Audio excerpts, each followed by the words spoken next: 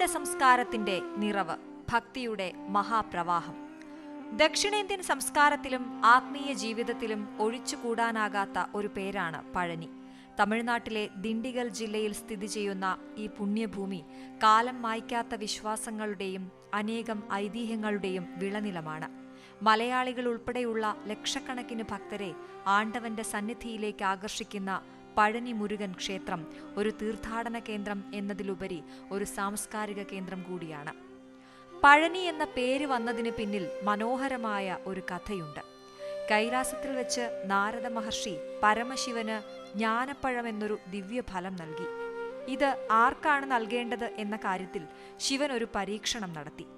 ഈ ലോകത്തെ 3 തവണ വലം വെച്ച് ആദ്യം തിരിച്ചെത്തുന്ന മകന് പഴം നൽകുമെന്ന് അദ്ദേഹം പ്രഖ്യാപിച്ചു. ഉടൻ തന്നെ സുബ്രഹ്മണ്യൻ തന്റെ വാഹനമായ മയിലിന്റെ പുറത്ത് ലോകം ചുറ്റാൻ പുറപ്പെട്ടു. എന്നാൽ ബുദ്ധിമാനായ ഗണപതി തന്റെ മാതാപിതാക്കളായ ശിവനെയും പാർവതിയെയും 3 തവണ വലം വെച്ച് ലോകം മുഴുവൻ വലം വെച്ചതായി പ്രഖ്യാപിച്ചു. മാതാപിതാക്കൾ തന്നെയാണ് ലോകം എന്ന തത്വത്തിലാണ് ഗണപതി ഇത് ചെയ്തത്. ഗണപതിയുടെ വിവേകത്തിൽ സന്തുഷ്ടനായ ശിവൻ പഴം അദ്ദേഹത്തിന് നൽകി. ഇതറിഞ്ഞ് കോപിഷ്ഠനായ സുബ്രഹ്മണ്യൻ കൈലാസം ഉപേക്ഷിച്ച് തനിച്ചുള്ള ഒരു യാത്ര തുടങ്ങി. അങ്ങനെയാണ് അദ്ദേഹം പഴനിമലയിൽ എത്തിച്ചേരുന്നത്. മകനെ സമാധാനിപ്പിക്കാനെത്തിയ പാർവതീദേവി പഴം നീ എന്ന് പറഞ്ഞ് അദ്ദേഹത്തെ ആശ്വസിപ്പിച്ചു. ഈ വാക്കിൽ നിന്നാണ് പഴനി എന്ന പേരുണ്ടായത് എന്നാണ് വിശ്വാസം. ഈ കഥ ഭൗതികമായ നേട്ടങ്ങളെക്കാൾ ആത്മീയമായ ജ്ഞാനത്തിനാണ് പ്രാധാന്യം നൽകേണ്ടത് എന്ന സന്ദേശം നൽകുന്നു. പഴനി മുരുകൻ ക്ഷേത്രത്തിലെ പ്രധാന പ്രതിഷ്ഠ ദണ്ഡായുധപാണിയാണ്. ദണ്ഡും കയ്യിലേന്തി നിൽക്കുന്ന ഈ ഭഗവാൻ യഥാർത്ഥത്തിൽ നവപാഷാണങ്ങൾ ഉപയോഗിച്ച് നിർമ്മിച്ചതാണ്. സിദ്ധവൈദ്യനായ ഭോഗർ മഹർഷിയാണ് ഈ വിഗ്രഹം നിർമ്മിച്ചതെന്നാണ് ഐതിഹ്യം. നവപാഷാണമെന്നാൽ 9 ഔഷധ സസ്യങ്ങളുടെയും വിഷവസ്തുക്കളുടെയും ഒരു പ്രത്യേക മിശ്രിതമാണ്. ഇതിന് ഔഷധ ഗുണങ്ങളുണ്ടെന്നും ഈ വിഗ്രഹത്തിൽ അഭിഷേകം ചെയ്യുന്ന പഞ്ചാമൃതം, ചന്ദനം തുടങ്ങിയവ സർവ്വരോഗങ്ങളെയും ശമിപ്പിക്കുമെന്നും ഭക്തർ വിശ്വസിക്കുന്നു. ഈ പ്രതിഷ്ഠയുടെ മറ്റൊരു സവിശേഷത അതിന്റെ നിർമ്മാണ രീതിയാണ്. വിഗ്രഹത്തിന്റെ മുഖം അതിമനോഹരമായാണ് കൊത്തിയെടുത്തിരിക്കുന്നത്. എന്നാൽ ശരീരത്തിന്റെ മറ്റ് ഭാഗങ്ങൾ അത്രത്തോളം പൂർണ്ണമല്ല. ഭോഗർ മഹർഷിക്ക് വിഗ്രഹം പൂർത്തിയാക്കാൻ സമയം ലഭിക്കാതെ വന്നതാണ് ഇതിന് കാരണമെന്ന് ഒരു വിശ്വാസമുണ്ട്. ബാലനായ ഒരു സന്യാസിയുടെ രൂപത്തിലാണ് ദണ്ഡായുധപാണിയെ ഇവിടെ പ്രതിഷ്ഠിച്ചിരിക്കുന്നത്. തലമുണ്ഡനം ചെയ്ത് കൈകളിൽ ദണ്ഡും വേലുമായി നിൽക്കുന്ന ഈ രൂപം ഭൗതികമായ ആഗ്രഹങ്ങളെ ഉപേക്ഷിച്ചതിന്റെ പ്രതീകമാണ്. പഴനി ക്ഷേത്രത്തിന് ചരിത്രപരമായ പ്രാധാന്യമുണ്ട്. 2-ാം നൂറ്റാണ്ടിനും 5-ാം നൂറ്റാണ്ടിനും ഇടയിൽ ഈ പ്രദേശം ഭരിച്ചിരുന്ന ചേര രാജാവായ ചേരമാൻ പെരുമാളുമായി ബന്ധപ്പെട്ട ഒരു കഥയുണ്ട്. നായാട്ടിന് പോയ രാജാവിന് സ്വപ്നത്തിൽ മുരുകൻ പ്രത്യക്ഷപ്പെട്ട് തന്റെ വിഗ്രഹം കാട്ടിൽ മറഞ്ഞു കിടക്കുന്നുണ്ടെന്ന് അറിയിച്ചു. രാജാവ് ആ വിഗ്രഹം കണ്ടെത്തി മലമുകളിൽ പുനഃപ്രതിഷ്ഠിച്ചു. വിഗ്രഹം പടിഞ്ഞാറ് ദിശയിലേക്ക്, അതായത് പഴയ ചേര സാമ്രാജ്യത്തെ നോക്കി നിൽക്കുന്ന രീതിയിൽ സ്ഥാപിച്ചത് ചേരമാൻ പെരുമാളാണെന്ന് വിശ്വസിക്കപ്പെടുന്നു. അതിനാൽ പഴനി മുരുകന് മലയാളികളോട് പ്രത്യേക വാത്സല്യമുണ്ടെന്ന് ഭക്തർ വിശ്വസിക്കുന്നു. ക്ഷേത്രത്തിന്റെ വാസ്തുവിദ്യയും ചരിത്ര പ്രാധാന്യം വിളിച്ചോതുന്നു.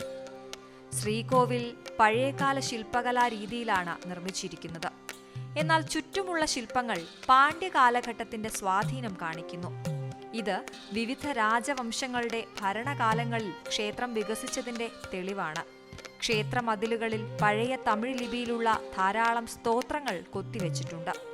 പഴനിയിലെ പ്രധാന വഴിപാടുകളിലൊന്നാണ് കാവടി. മുരുകന് കാവടിയെടുക്കുന്നത് ഒരു പ്രധാന നേർച്ചയാണ്.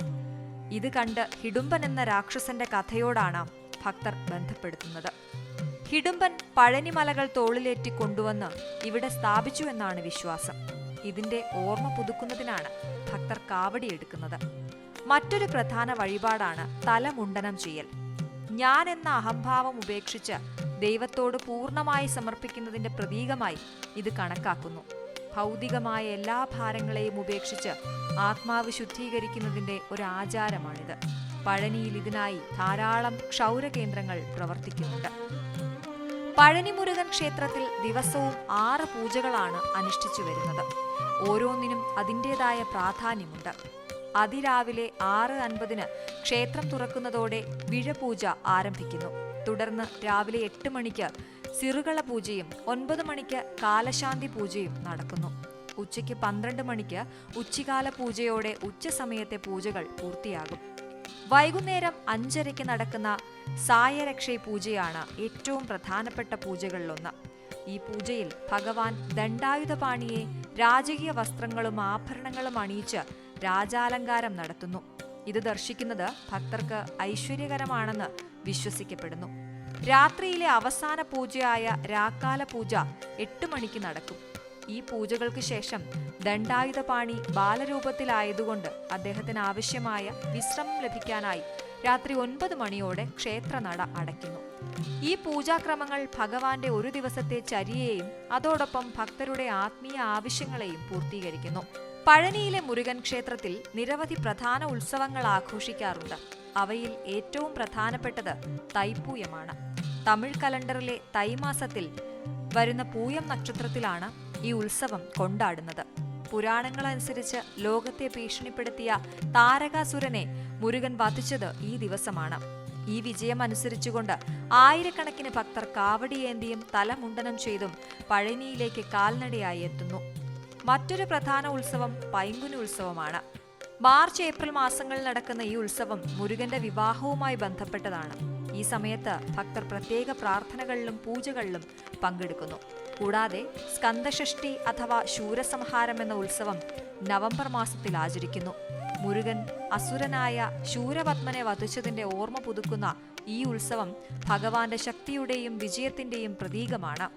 ഈ 3 ഉത്സവങ്ങളും പഴനിയുടെ ആത്മീയ ജീവിതത്തിൽ നിർണായകമായ പങ്ക് വഹിക്കുന്നു. പഴനിമലയുടെ മുകളിലുള്ള ക്ഷേത്രത്തിലേക്ക് തീർത്ഥാടകർക്ക് എത്തിച്ചേരാൻ പ്രധാനമായും 3 വഴികളുണ്ട്. ഇതിലേറ്റവും പരമ്പരാഗതമായ മാർഗം 693 പടികളുള്ള നടപ്പാതയാണ്. ഭക്തർക്ക് ഏറെ പ്രിയപ്പെട്ട ഈ വഴി നേർച്ചകളും വഴിപാടുകളും സമർപ്പിക്കാനായി പലരും തെരഞ്ഞെടുക്കുന്നു. ഈ പടികൾക്ക് പുറമെ മലകയറ്റം എളുപ്പമാക്കുന്നതിനായി ചരിഞ്ഞ നടപ്പാതകളും ലഭ്യമാണ്. എന്നാൽ പ്രായമായവർക്കും ശാരീരിക ബുദ്ധിമുട്ടുള്ളവർക്കും മലകയറ്റം സുഗമമാക്കാൻ റോപ്പ് കാർ അല്ലെങ്കിൽ ഫ്യൂണിക്കുലാർ റെയിൽവേ സൗകര്യങ്ങൾ ഉപയോഗിക്കാം. ഈ സംവിധാനങ്ങൾ വേഗത്തിലും എളുപ്പത്തിലും ക്ഷേത്രത്തിലെത്താൻ സഹായിക്കുന്നു. ഈ 3 വഴികളും തീർത്ഥാടകരുടെ ആവശ്യങ്ങൾക്കനുസരിച്ച് തിരഞ്ഞെടുക്കാൻ സൗകര്യം നൽകുന്നുണ്ട്. പഴനിയിലെ പ്രസാദത്തിൽ ഏറ്റവും പ്രസിദ്ധമാണ് പഞ്ചാമൃതം. പഴം, ശർക്കര, തേൻ, നെയ്യ്, ഏലം എന്നിവ ചേർത്താണ് ഇത് ഉണ്ടാക്കുന്നത്. ദണ്ഡായുധപാണിയുടെ പ്രതിഷ്ഠയിൽ അഭിഷേകം ചെയ്യുന്ന പഞ്ചാമൃതം ഔഷധ ഗുണമുള്ളതായി കരുതുന്നു. പഴനി മുരുകൻ ക്ഷേത്രം വെറുമൊരു ആരാധനാലയം മാത്രമല്ല, ദ്രാവിഡ സംസ്കാരത്തിന്റെയും ആത്മീയ പാരമ്പര്യത്തിന്റെയും ഒരു ജീവിക്കുന്ന സ്മാരകമാണ്. തലമുറകളായി കൈമാറി വരുന്ന വിശ്വാസങ്ങളും ആചാരങ്ങളും ഇന്നും ഇവിടെ നിലനിന്നു പോരുന്നു.